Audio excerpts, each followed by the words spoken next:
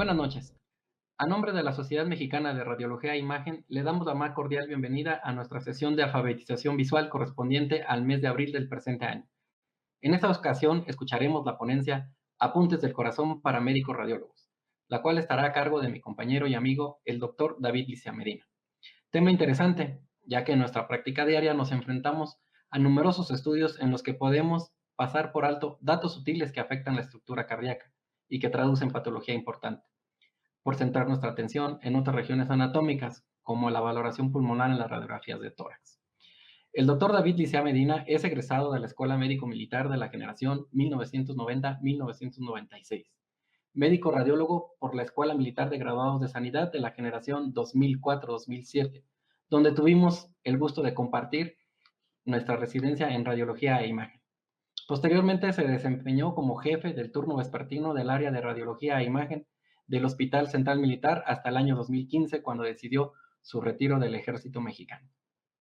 Sin más preámbulo, damos paso a la conferencia del doctor Licea, no sin antes agradecerle a nombre de la Sociedad Mexicana de Radiología e Imagen su siempre disposición para participar con nosotros. Adelante, David. Muy buenas noches.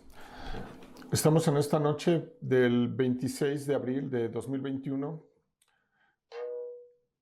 todavía año de pandemia, en estas tradicionales sesiones de alfabetización visual en radiología, con el tema titulado Apuntes del Corazón para Médicos Radiólogos. Soy el doctor David Licea Medina, médico radiólogo general, y voy a estar con ustedes durante el transcurso de esta hora.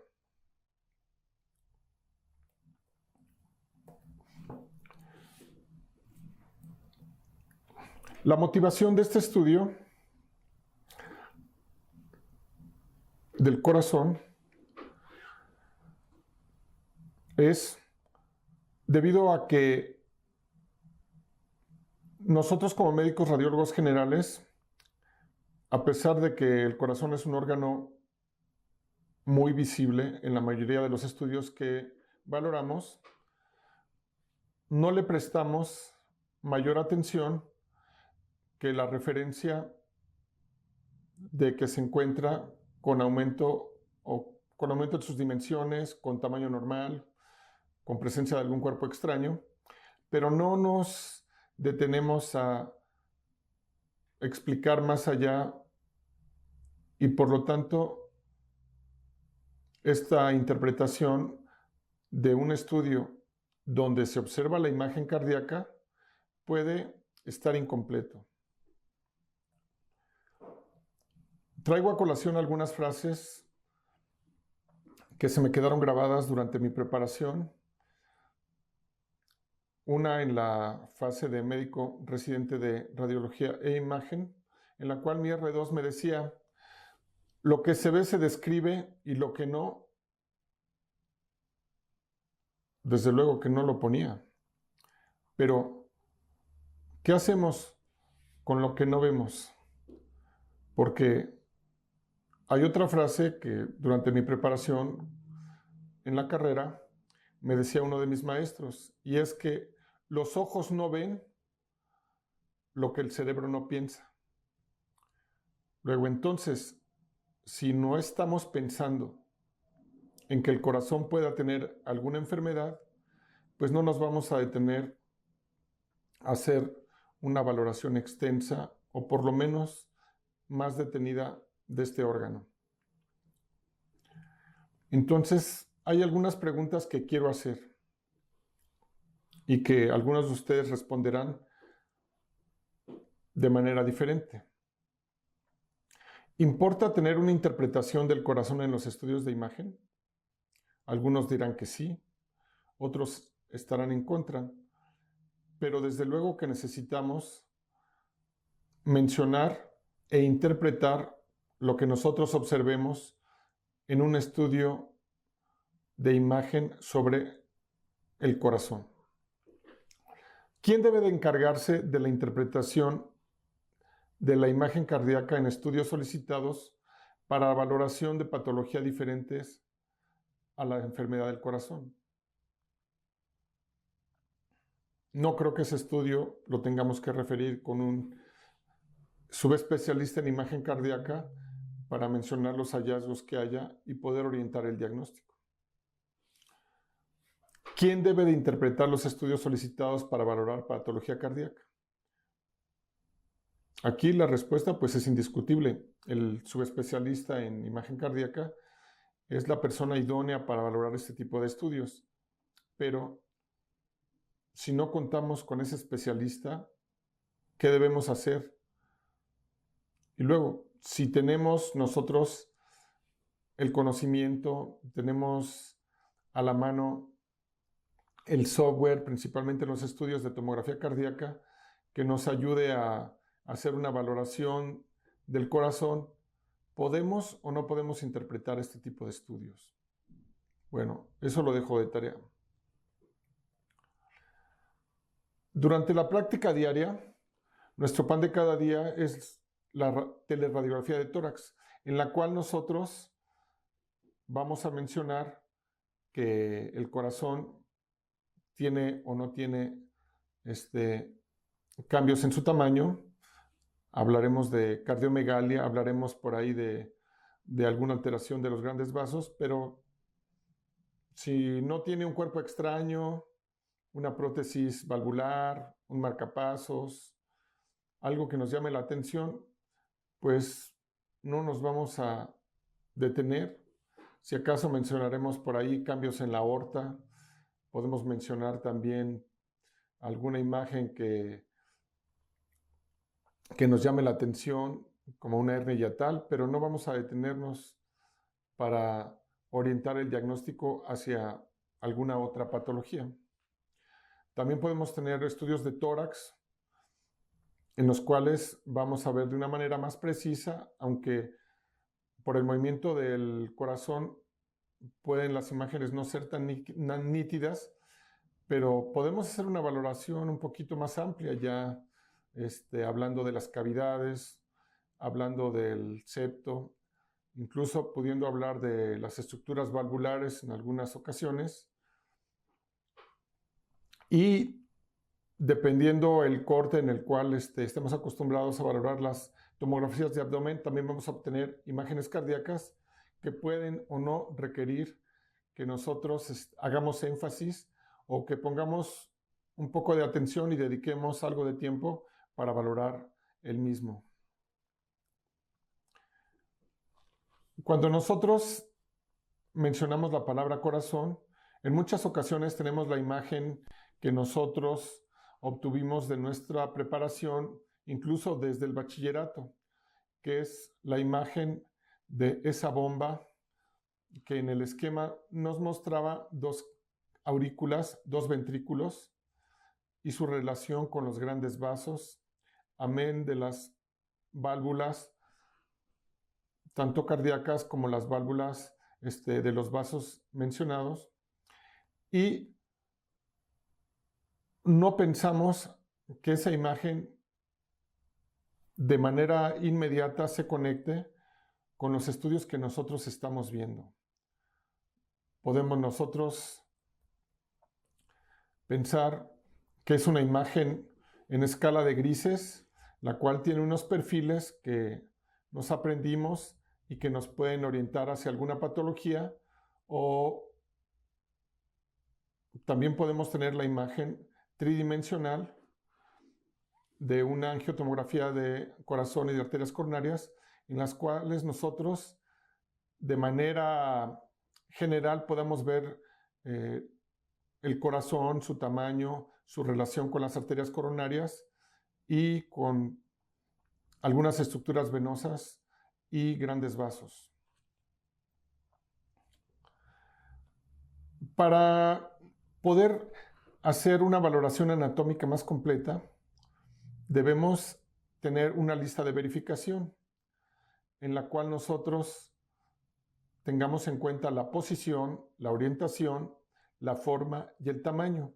Algo que no se nos debe de olvidar es de que el corazón, en la mayoría de los casos, va a estar en situ solitus con levocardia, pero puede haber una variedad de combinaciones en las cuales haya alteraciones en la posición y en la orientación. La forma del corazón siempre nos va a llamar la atención y debemos de mencionarla cuando ésta sea anormal. ¿Sí? Esto cuando identificamos que algún perfil no corresponde al que debiera de ser o que hay alguna alteración.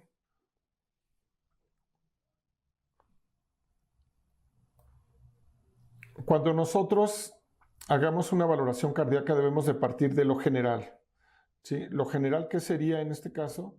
Pues de que tenemos un paciente, es una persona que debajo de la piel, debajo de los músculos, debajo de los planos de la caja torácica, va a tener en la línea media una estructura que es una bomba,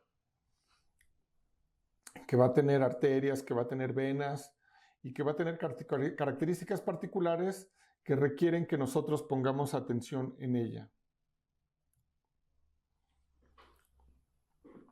Esta estructura a veces es la que nosotros tenemos de libro, en la cual no nos llama la atención nada.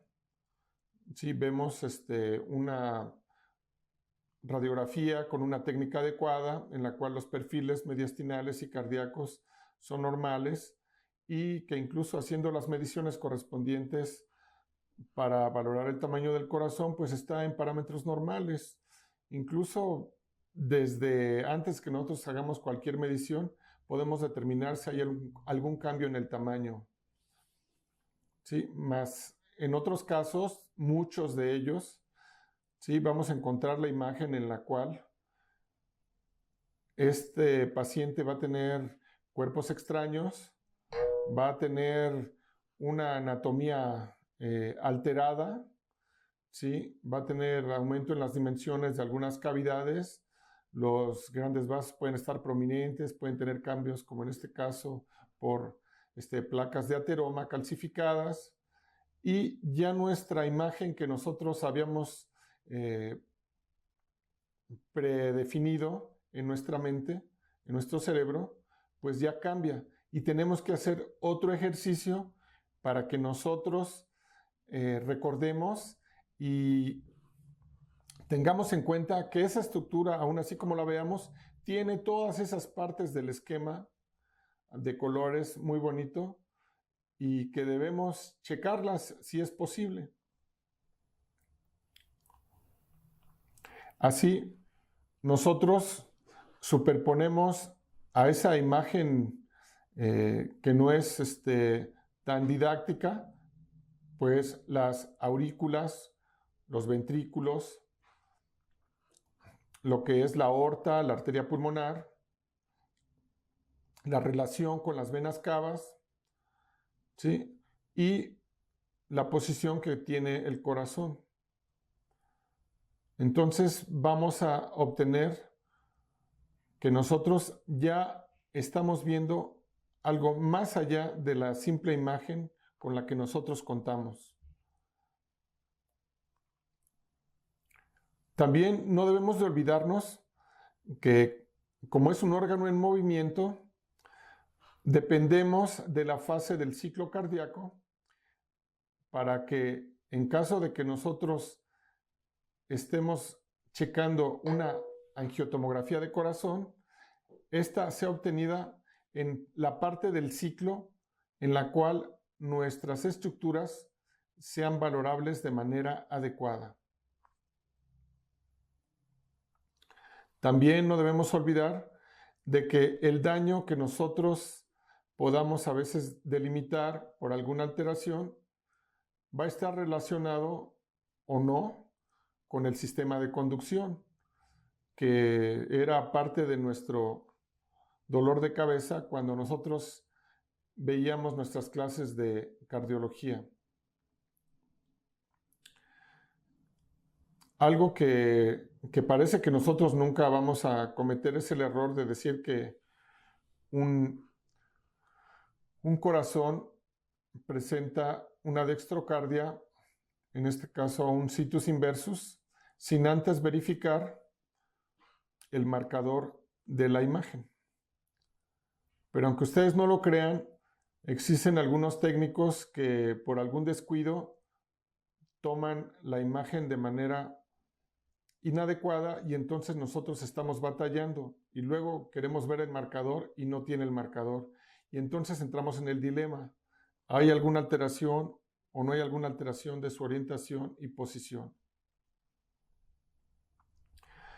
Cuando nosotros valoramos una teleradiografía de tórax, como les mencioné que era la más frecuente, checamos la orientación, inmediatamente hacemos la medición del índice cardiotorácico, vemos las características que tienen las cavidades cardíacas visibles, los perfiles mediastinales, checamos cómo están los grandes vasos, normalmente lo que son algún borde de las venas cavas, el perfil izquierdo de la aorta, de la arteria pulmonar. Como también debemos estar alertas por si nosotros observamos algún cambio postquirúrgico, principalmente los cerclajes de alambre, después de una esternotomía en cirugías de corazón, ya sea por recambio valvular, ya sea por algún bypass, ¿sí? O también la presencia de cuerpos extraños como los marcapasos. El índice cardiotorácico parece muy sencillo de medir en una radiografía en la cual los perfiles son nítidos. Pero ¿qué pasa cuando no son tan nítidos? Cuando tiene una patología pulmonar agregada y se ve borroso el perfil, principalmente el perfil izquierdo. Tenemos que buscar lo que es el contorno cardíaco, que aunque tiene una punta, esa punta no es tan aguda que parezca como la punta de un zapato de duende, ¿sí? Y en la cual nosotros no vamos a hacer la medición hasta donde termina esta punta, sino donde termina el contorno que sugiere el perfil del ventrículo izquierdo. Lo mismo pasa con la aurícula derecha. O si la placa está rotada, ahí también tenemos un problema cuando no observamos el perfil derecho y se nos borra por el aumento en la densidad de la columna vertebral. Entonces debemos de estar muy al pendiente y poner atención cuando nosotros hagamos estas mediciones. Ya lo de hacer las sumas y la división, pues yo creo que aquí ya no hay mayor problema. Aquí tenemos la fórmula, tenemos los grados de cardiomegalia que debemos de tenerlos pues a la mano. ¿Por qué? Porque van a indicar si ese crecimiento cardíaco es susceptible o no de tratamiento médico. Pero ojo, aquí también debemos de checar las características que tiene nuestra imagen, por las cuales si la técnica de imagen no es adecuada, entonces las mediciones no nos sirven. ¿Por qué? Porque estaremos haciendo una valoración errónea, principalmente en caso de que la inspiración máxima no sea la adecuada y entonces nos sale una cardiomegalia por default, pero simplemente es este artificio que se produce por una falta de expansión pulmonar adecuada. En nuestra radiografía de tórax debemos de tener en cuenta los perfiles. En el lado derecho, lo que es la vena cava, por arriba del bronquio derecho, ¿sí? Lo que es la vena cava superior, que desciende hacia la aurícula. Y después vamos a ver el perfil derecho correspondiente a la aurícula. Casi no logramos ver el perfil del ventrículo. Y ya en la posición más caudal por arriba del diafragma se observa el perfil que corresponde a la vena cava inferior, muchas veces con trayecto oblicuo, y es el que es más difícil de valorar. En el lado izquierdo vamos a tener en la porción superior el perfil del callado aórtico, que puede o no puede estar aumentado de tamaño y llamarnos la atención. También es donde normalmente vamos a observar la presencia de calcificaciones correspondientes a placas de ateroma. En sentido caudal, pues vamos a encontrar el botón del tronco principal de la arteria pulmonar. También aquí puede o no haber aumento en sus dimensiones y va a estar estrechamente relacionado con el borde, que en muchos casos no se ve, ¿sí? Salvo cuando haya un crecimiento importante, que es el perfil de la aurícula izquierda. Pero independientemente de que lo vean o no lo vean, la aurícula ahí está, seguro que ahí está. Y ya más caudalmente, pues vamos a tener ahí el perfil del ventrículo izquierdo, que puede o no puede estar continuo y puede estar borrado por alguna imagen con densidad de tejidos blandos, que en la mayoría de los casos corresponde a grasa mediastinal, y que va a proyectarse entre el diafragma y el ápex del corazón. ¿Sí? Puede tener diferentes formas, principalmente forma triangular, y es la que les hice mención de que debíamos tener presente cuando nosotros hacíamos la medición del índice cardiotorácico. Otras estructuras que no debemos de perder de vista y de que allí están, aunque nosotros no las veamos, pero debemos de considerar su posición, son las válvulas cardíacas. ¿Sí?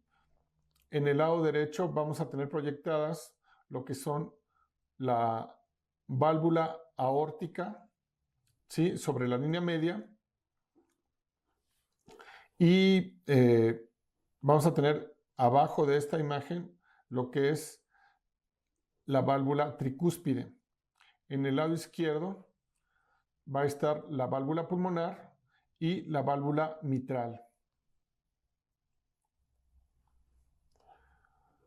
Cuando hablamos de cuerpos extraños no siempre son los marcapasos. Hay infinidad de cuerpos extraños que pueden estarse proyectando en la silueta cardíaca y que van a estar relacionados con la enfermedad del paciente. Estos pueden ser también válvulas protésicas, pueden ser stents, ya sea en la aorta, pueden estar algunos que se logren ver en una radiografía y que pueden ser stents coronarios, o también pueden ser algún otro tipo de dispositivo para la valoración cardíaca. Entonces no debemos de perder de vista que esos cuerpos extraños, si no conocemos cómo se llaman, pues por lo menos describirlos y determinar a qué se relacionan. Si están relacionados con las válvulas, si están relacionados con los grandes vasos, o con qué podemos nosotros sugerir que estén relacionados. Los estudios que también vemos con mucha frecuencia, principalmente en esta época de pandemia, son los estudios del tórax, y en los cuales en la ventana paramediastino van a ser susceptibles para que nosotros valoremos las cavidades cardíacas, los trayectos de las arterias coronarias, el pericardio, las válvulas, principalmente la válvula mitral, la válvula tricúspide, desde luego el tabique interventricular o interauricular en algunos casos. También si hay calcificaciones en los trayectos, ya sea de las coronarias o en las válvulas. Y también alguna alteración o principalmente en las dimensiones o presencia de placas de ateroma en los grandes vasos. En los estudios que también son casi de rutina, las tomografías de abdomen, también nosotros vamos a ver la imagen cardíaca, y en la cual nosotros podemos o no hacer énfasis en esta imagen, dependiendo el nivel de corte en el cual obtengamos el estudio, y también dependiendo de la fase, ¿no? Es más fácil que nosotros podamos delimitar si tiene alguna alteración, valorar incluso la anatomía en una fase contrastada que en una fase simple. El estudio ideal en el cual nosotros vamos a utilizar para la valoración cardíaca es la tomografía de abdomen. Perdón, la tomografía de corazón. angiotomografía de corazón. Bueno, esta tarde ya me trae un poco cansado y les pido una disculpa. Entonces, la angiotomografía del corazón nos va a permitir valorar de una manera más precisa el órgano que nosotros en esta plática estamos resaltando que requiere la atención. Entonces ahí, ¿qué es lo que vamos a valorar? Cuando se manda este estudio, por lo regular es por la enfermedad coronaria, ¿sí? Entonces debemos de manejar de una manera adecuada lo que es la anatomía de las arterias coronarias. Debemos de tener presente que existen variantes anatómicas, que hay algunos procedimientos endovasculares, principalmente stents, ¿sí? Después estudiaremos un poco más acerca de estos y debemos también de tener presente algunos cambios postquirúrgicos que pueden alterar la anatomía de estas arterias coronarias, principalmente en el bypass. Ya orientándonos al corazón, pues debemos de valorar lo que son las cavidades cardíacas, las válvulas auriculoventriculares, el septo ventricular, el sistema de conducción de una manera indirecta y tener presente el ciclo cardíaco. ¿Para qué? Para que el estudio se adquiera en el momento preciso para obtener una imagen correcta. Ya si nosotros tenemos soltura en el manejo de la anatomía cardíaca y coronaria, pues nosotros ya podemos enfrentarnos a la patología cardíaca como tal, y en la cual no ahondaré en esta plática.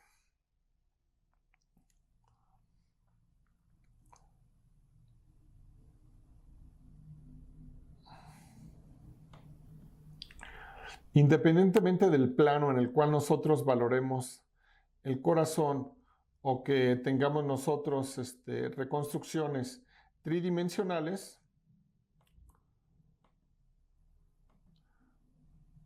debemos de tener presente la anatomía. Entre mejor conocimiento tengamos nosotros de la anatomía, vamos a poder nosotros apoyar en el diagnóstico de ese paciente. Le tenemos miedo a la anatomía cardíaca y se la dejamos a los cardiólogos y a los especialistas en imagen cardíaca. Yo creo que de una manera que no debería de ser, simplemente porque es un órgano tan importante como otros al nivel del cerebro y es objeto de estudio en una forma extensa en cursos que incluso nosotros tenemos que tomar para poder salvar la vida de un paciente. Entonces, ¿por qué si nosotros hacemos el curso del ACLS, incluso el curso de reanimación pediátrica, ya los básicos, el RCP, no ahondamos cuando nosotros tenemos la imagen cardíaca, independientemente de que sea un estudio de rutina o no, y simplemente lo dejamos a un lado? Nos olvidamos o queremos olvidarnos o queremos como esconderlo. No sé, pero no es del afecto de la mayoría de los médicos radiólogos. Entonces yo los invito a que, pues, que no tengan miedo. Involúcrense y una vez que empiecen ustedes a obtener estas imágenes y relacionarlas con el conocimiento que previamente han de haber adquirido, pues van a ver que es muy satisfactorio cuando pueden, uno, determinar y observar y aprender la anatomía cardíaca. Y después, cuando ya ven ustedes ya la patología, cuando ya están midiendo las obstrucciones, están reconstruyendo el vaso, están viendo las áreas que tienen ustedes para el área de estenosis. Están viendo ustedes que ya tiene ahí un stent, que incluso tiene un bypass. Y ya empiezan a obtener ese conocimiento y poco a poco lo van haciendo parte de su rutina. Y va a llegar un momento en que, pues, que tanto lo han practicado, están revisando, incluso se van a someter a la crítica y que pues van a estar contentos con su desempeño. No es nada difícil, es como todo, que una vez que ya empiezan a trabajarlo, pues ya no presenta mayor grado de dificultad que el de la enfermedad propia del paciente. Entonces, las principales características anatómicas de las cavidades cardíacas. En el lado izquierdo vamos a tener que la aurícula va a recibir a las venas pulmonares, no va a tener restos valvulares del seno venoso y va a contar con un pedículo de unión estrecho entre lo que es la orejuela y la aurícula. Recordemos que una estructura que es medio rara, que está en las aurículas, son las famosas orejuelas. Y no confundirlas de que una orejuela es la aurícula, es parte de la aurícula, ¿sí? En cambio, la aurícula derecha va a recibir las venas cava superior e inferior y el seno venoso. El seno venoso que recolecta la sangre de las venas de las diferentes partes del corazón. También debemos de tener presente que la aurícula derecha va a tener restos valvulares del seno venoso, principalmente en lo correspondiente a lo que son las válvulas de Eustaquio, la válvula de Tevesio y la red de Chiari. La orejuela en la aurícula derecha va a tener una morfología piramidal y va a tener un tamaño a veces mayor que en el de la orejuela izquierda. Y también una estructura interna que es visible es la cresta terminal. Ahora, hablando de los ventrículos, en el ventrículo izquierdo va a tener una forma de cono, una forma oval, va a tener trabéculas finas. La válvula mitral no va a tener cuerdas tendinosas que procedan del tabique interventricular y va a tener una característica que deben de tener siempre presente, que es la continuidad mitroaórtica y de la cual hablaremos más adelante. El ventrículo derecho va a tener una morfología piramidal, va a contar con una trabeculación gruesa. La válvula tricúspide, esa sí va a contar con cuerdas tendinosas que proceden del tabique interventricular.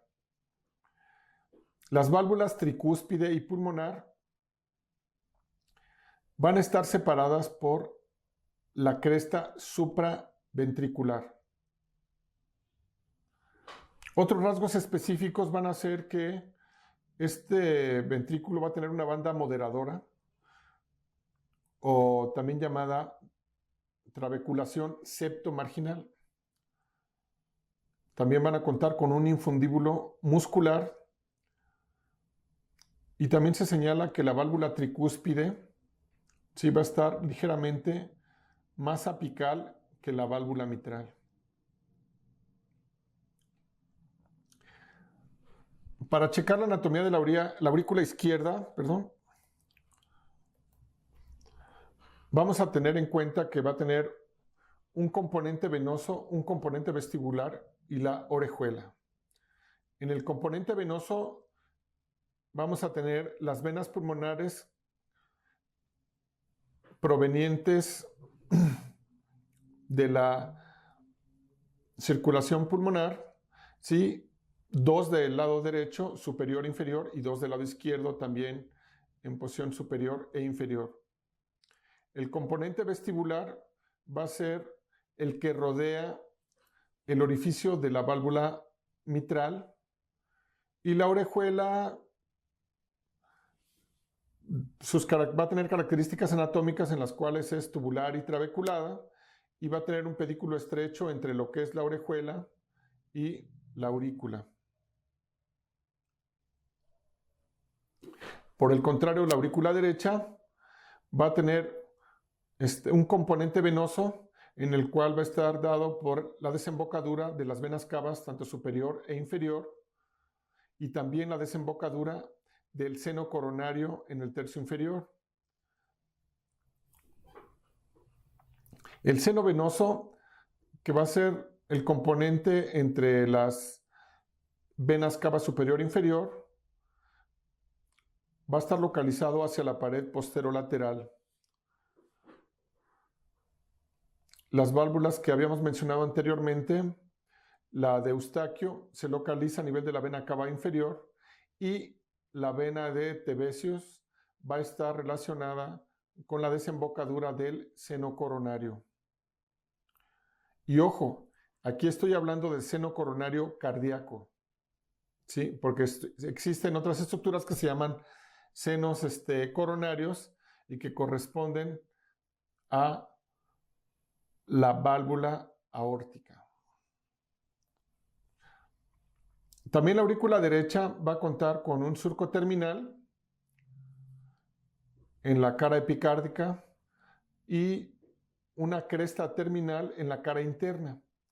Esta cresta terminal va a ser el resultado de la unión entre el seno venoso y la aurícula derecha primitiva, y va a tener la función de separar la orejuela del componente venoso. Otro componente también de la aurícula derecha es el componente vestibular, y como en la aurícula izquierda, va a ser un anillo muscular liso que va a rodear la válvula, en este caso tricúspide. El septo interauricular es la unión entre el septum primum y el septum secundum. Normalmente se cierra después del nacimiento, aunque puede persistir la ventana oval hasta el 70% de las personas, de manera permeable.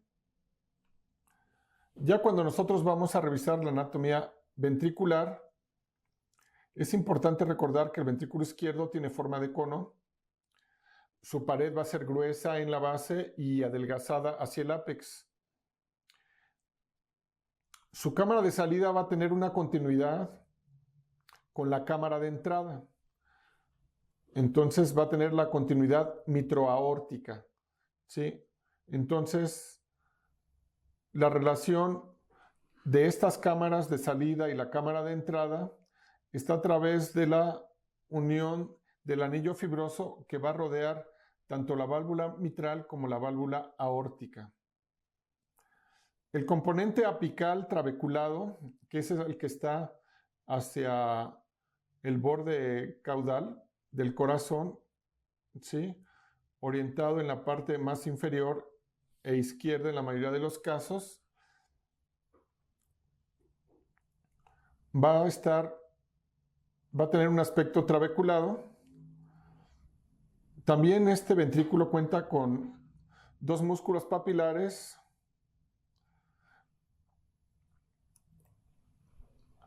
y va a tener o no engrosamiento de la capa muscular, dependiendo de la patología que nosotros estemos revisando.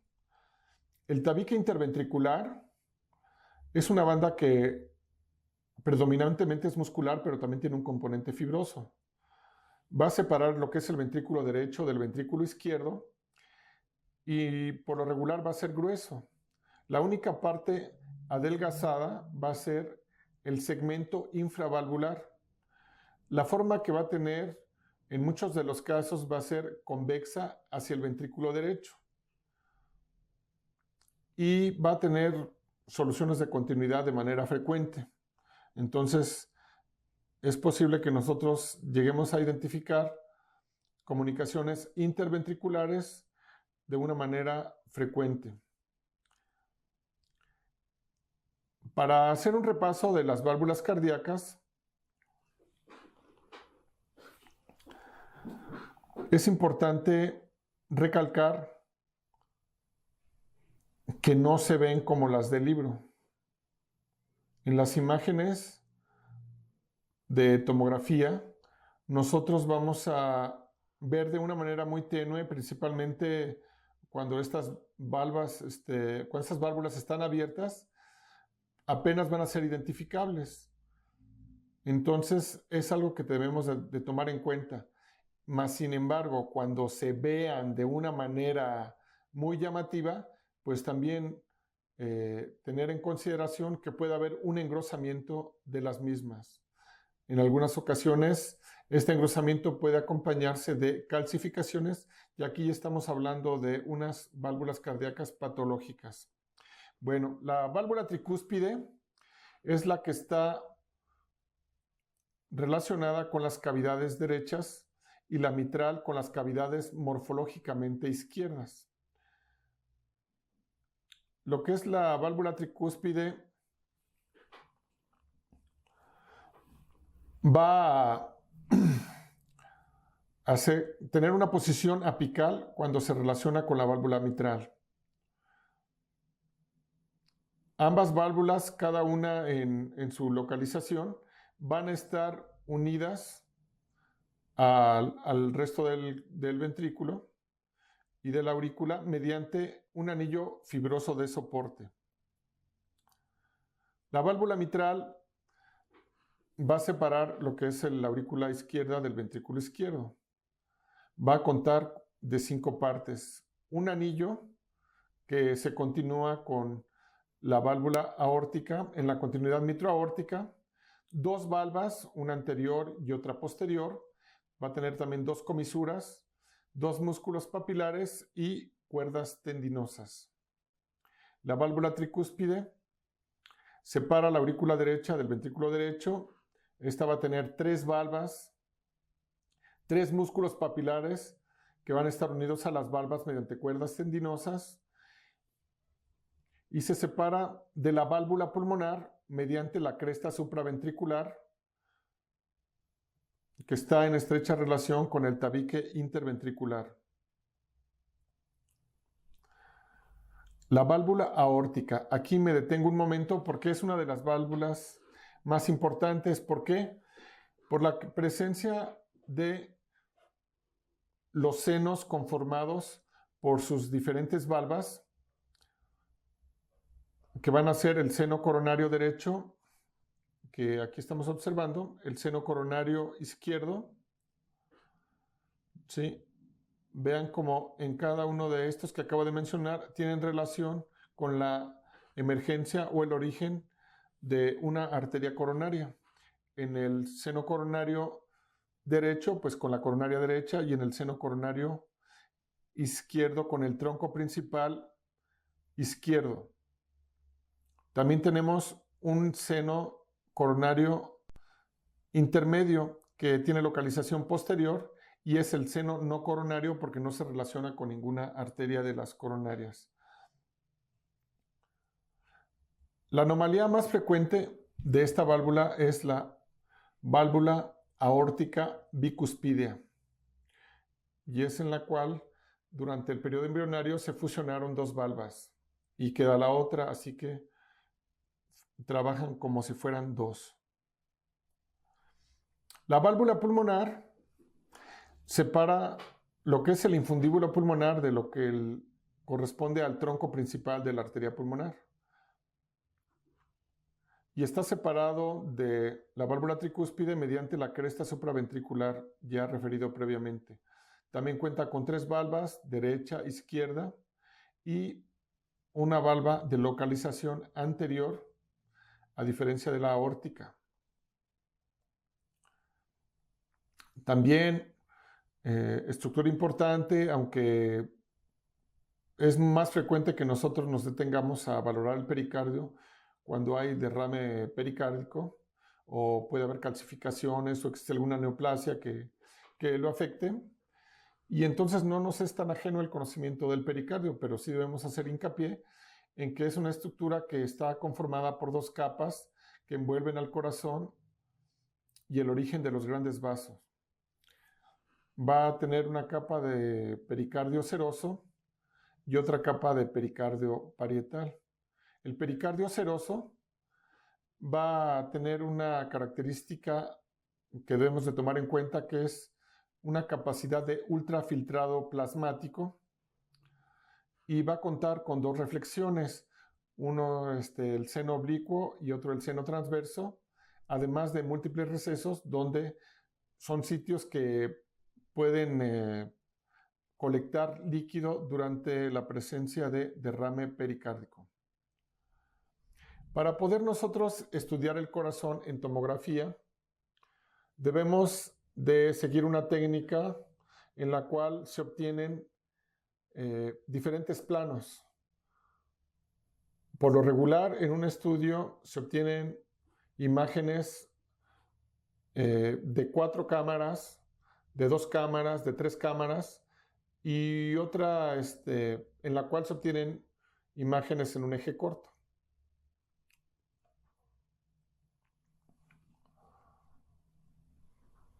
En el plano de 4 cámaras, nosotros vamos a ver, como el nombre lo dice, pues 4 cavidades, principalmente las 2 aurículas y 2 ventrículos. Se puede estudiar las caras septal y lateral del ventrículo izquierdo, lo que es el ápex cardíaco y la pared libre del ventrículo derecho.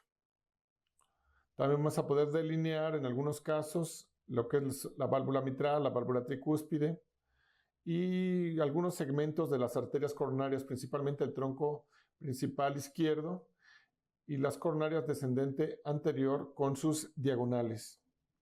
En el plano de 2 cámaras, pues vamos a tener una aurícula y un ventrículo, principalmente en el lado izquierdo. Vamos a valorar lo que es la válvula mitral. Vamos a checar la contractilidad de las caras anterior e inferior del ventrículo izquierdo. Podemos llegar a ver algunos segmentos de la coronaria descendente anterior y el tracto de entrada del ventrículo izquierdo. En el de 3 cámaras es similar, simplemente que aquí vamos a observar el tracto de salida del ventrículo izquierdo.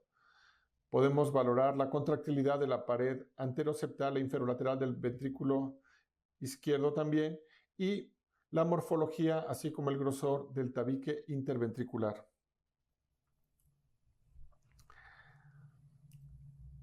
Estas imágenes obtenidas en eje corto debemos tenerlas siempre presente. En ellas vamos a valorar la contractilidad regional, Vamos a checar la función ventricular izquierda y derecha. Llegamos a ver algunos segmentos de la coronaria circunfleja y es de vital importancia porque en ella vamos a contemplar la valoración de los senos miocárdicos.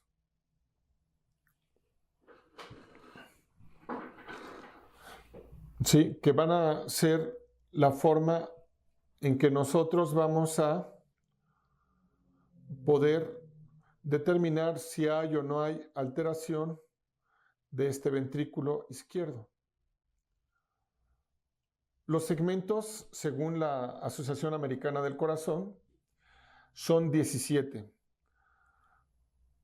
Y para poder segmentar estas partes del corte en eje corto del ventrículo izquierdo, vamos a dividir ese ventrículo, si lo tuviéramos en un eje largo, en 3 porciones. Una, que en este caso está de color naranja, que es la porción basal que está debajo de la válvula mitral. Después está la otra porción media, la porción distal y por último el ápex, que es ya la parte más distal del ventrículo izquierdo. Entonces, en la parte medial, en la parte basal, vamos a tener 6 segmentos. En la parte media vamos a tener 6 segmentos. En la parte apical vamos a tener 4 segmentos y por último, hacia el ápex del ventrículo, vamos a tener la estructura con este nombre, ápex, ¿sí? Que va a ser el segmento 17. Entonces tenemos 6, 6, 4 más 1, nos van a dar un total de 17 segmentos. Es importante la distribución de estos segmentos y el nombre que lleva cada uno de ellos, porque de acuerdo a esto, nosotros vamos a determinar cuál es la arteria coronaria que está encargada de irrigar ese territorio. Entonces, tenemos que, en el sentido contrario a las manecillas del reloj, se dividen estos segmentos y los primeros van a corresponder al territorio de la arteria descendente anterior, los siguientes a la coronaria derecha y los que están a continuación corresponden al territorio de la coronaria circunfleja. Aunque no es una obligación que se aprendan los nombres de los segmentos que irrigan el ventrículo izquierdo, es importante resaltar la relación que tienen y los nombres que corresponden a cada uno de ellos de acuerdo a su localización. Y vamos a tomar como referencia los segmentos que están en la porción anterior, o sea, por debajo de la válvula mitral, que van a ser, primeramente, en dirección contraria a las manecillas del reloj, vamos a tener el segmento anterior basal, le sigue el anteroseptal basal, inferoseptal basal, inferior basal, inferolateral basal y anterolateral basal. Como había mencionado, es la porción basal, son 6 segmentos que están distribuidos en forma circunferencial y cuyo nombre depende de la posición en la cual se encuentra ese segmento. En la porción media es casi lo mismo, nada más que lo único que cambia es el nombre. La posición que tiene, por ejemplo, el segmento 7 es anterior, pero de la porción media. Entonces tenemos el segmento anterior medio, tenemos el segmento anteroseptal medio, el inferoseptal medio, inferior medio, inferolateral medio y anterolateral medio. Donde cambian los nombres son ya en los segmentos caudales, los segmentos distales. Vamos a tener que el segmento 13 es el segmento anterior apical, el 14 el segmento septal apical, el 15 el inferior apical, el 16 lateral apical y por último el segmento 17 que ya hice mención con anterioridad y que es el que corresponde al ápex. Aquí viene lo bueno. Las arterias coronarias son como la cereza del pastel en el estudio del corazón. ¿Y por qué hago esta afirmación? ¿Por qué? Porque la mayoría de la enfermedad que nosotros vamos a encontrar en la imagen cardíaca va a corresponder a la patología coronaria. Entonces, haciendo énfasis en la anatomía, vamos a tener que las arterias coronarias son 2. ¿Sí? Aunque ustedes ven en esa imagen tridimensional que salen varios vasos, las coronarias, propiamente dicho como tales, son 2. ¿Cuál? La coronaria derecha y el tronco principal izquierdo. Pero este último, el tronco principal izquierdo, da origen a las coronarias descendente anterior y coronaria circunfleja, que también son muy conocidas, principalmente la descendente anterior o DA, que es donde la patología coronaria es muy frecuente. ¿Qué debemos de tomar en consideración cuando nosotros valoramos la anatomía de las arterias coronarias? Pues las variantes y anomalías más frecuentes, dentro de las cuales vamos a encontrar un origen anómalo de la coronaria en el seno coronario contralateral. Así podemos tener una coronaria derecha, como en el caso de esta imagen, que se origine en el seno coronario izquierdo, o una coronaria izquierda que igual pueda originarse o emerger del seno coronario derecho. Otra imagen que también es frecuente, que no es tan frecuente, pero que podemos encontrar, como en el caso de la imagen que está en localización superior, es la de un aneurisma. En este caso, un aneurisma de la descendente anterior. También puede haber fístulas, síndromes ya más complejos, atresia o estenosis, o también puentes miocárdicos.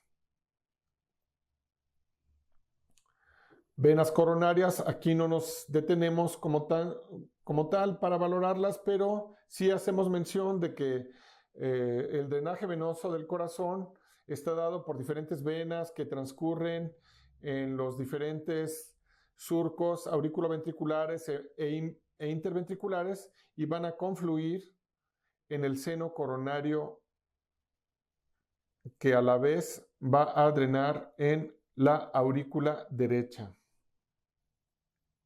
como vemos en estas imágenes.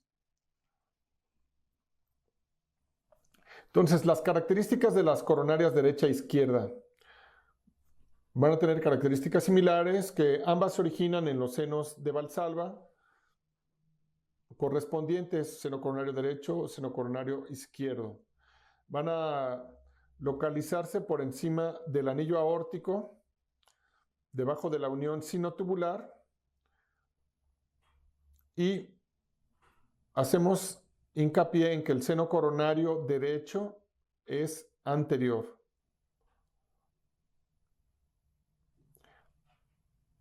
Casi siempre las coronarias van a tener un trayecto epicárdico, van a estar rodeadas de grasa, y otro hallazgo que debemos de tener en consideración, o más bien una característica que vamos a considerar cuando estemos valorando estudios de arterias coronarias, es que el diámetro es variable. Estudios han demostrado que las mujeres tienen arterias coronarias de menor calibre que los hombres. El tronco principal izquierdo se origina, como ya hemos mencionado, del seno coronario izquierdo. Va a tener un diámetro entre 3 y 6 milímetros. Su longitud es variable de 0 a 20 milímetros, ¿sí? Y va a bifurcarse por lo regular en dos arterias, lo que es la descendente anterior y la circunfleja. Aunque el 15% va a tener un ramo intermedio o bisectriz que, como en este caso, está presente. La descendente anterior es una de las arterias que más dolores de cabeza da, porque es la que, cuando está enferma, va a tener una morfología muy variable y va a ser luego difícil de valorar, principalmente cuando alternan áreas de obstrucción por placas de ateroma, áreas de estenosis, cuando tiene ya cambios posterapéuticos, principalmente endovascular, con la colocación de stents, y sus variables también van a determinar la complejidad de la misma, ya que su longitud va a variar. Algunas veces llega hasta la cara diafragmática del corazón a nivel del surco interventricular, otras veces llega hasta el ápex cardíaco y otras veces no alcanza incluso el ápex o punta del corazón. Va a contar con arterias, ramas diagonales que por lo regular descienden en la pared anterior del ventrículo izquierdo, y otras ramas septales, las cuales van a irrigar los 2/3 anteriores del tabique interventricular en lo que es el segmento basal del ventrículo y la totalidad del septo en los segmentos o porciones medial y apical del ventrículo izquierdo. Aquí en las imágenes en 2D estamos viendo cómo viene la coronaria descendente anterior con algunas placas. Vemos aquí un ramo intermedio que hace las veces de primera diagonal, una segunda diagonal, una tercera diagonal, y aquí estamos viendo las ramas septales. Por el contrario, aquí estamos viendo la coronaria descendente anterior y tiene su segmento proximal, segmento medio y ya su segmento distal. Entonces, por regla se dice que el segmento proximal está entre el origen de la descendente anterior en el surco interventricular, en su tercio superior, y el origen de la primera rama diagonal. El segmento medio entre este origen de la primera rama diagonal o primera septal y la mitad de su trayecto. Y el segmento distal, pues es el segmento restante.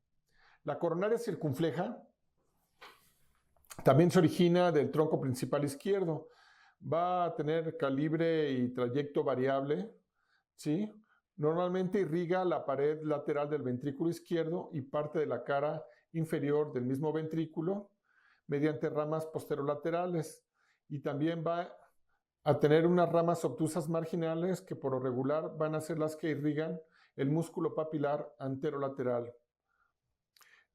Esta arteria, a diferencia de las anteriores, va a dividirse en 2 segmentos únicamente, lo que es el proximal y el segmento distal. Y es frecuente encontrar ramas obtusas que varían en número. Regresando a lo que es el ramo intermedio bisectriz, se localiza entre lo que es la descendente anterior y la circunfleja en estrecha, se origina a partir de lo que es el tronco principal izquierdo y va a actuar como una rama diagonal. La coronaria derecha se origina por lo regular en el seno coronario derecho,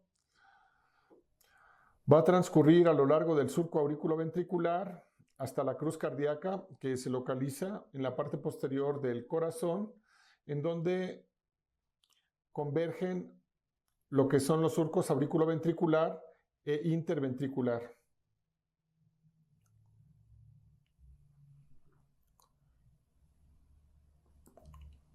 La coronaria derecha también va a tener ramas, al igual que las otras arterias mencionadas.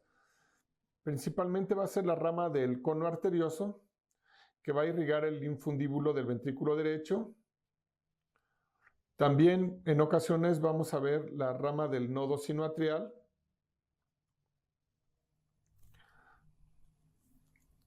Aquí en esta imagen podemos ver la rama del cono arterioso. Tiene un trayecto por regular ascendente, lateral y anterior. Y la rama del nodo sinoatrial, el cual casi siempre va a ser de calibre delgado y trayecto de dirección posterior.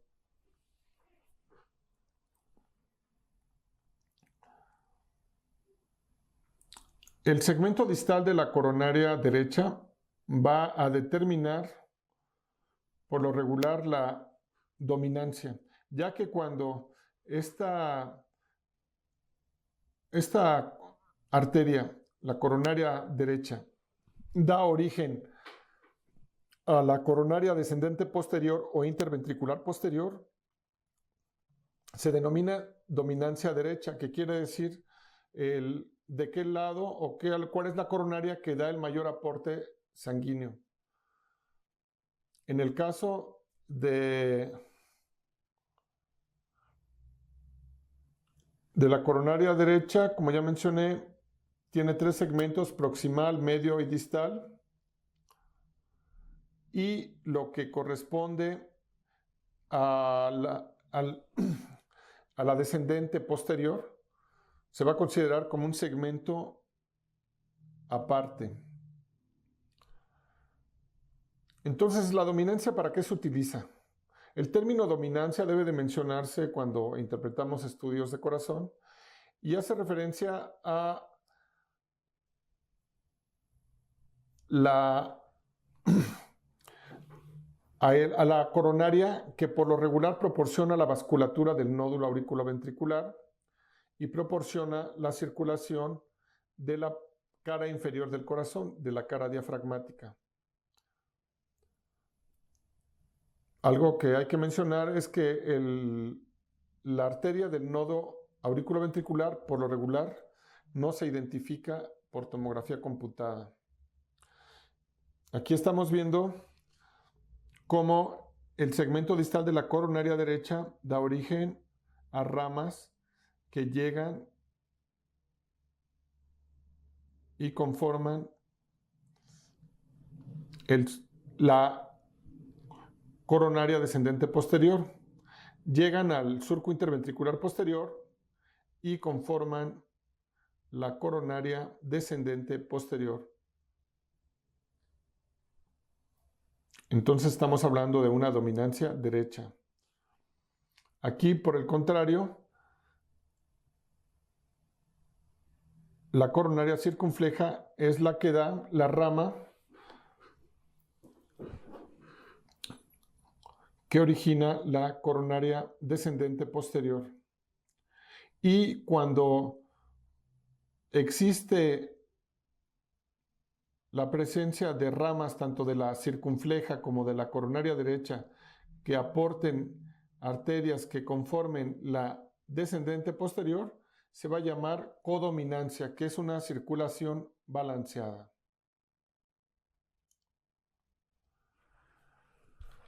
Pues bien, con esta plática ya hicimos un recorrido por los principales conocimientos que ustedes deben de tener para enfrentarse de manera inicial ante la imagen cardíaca.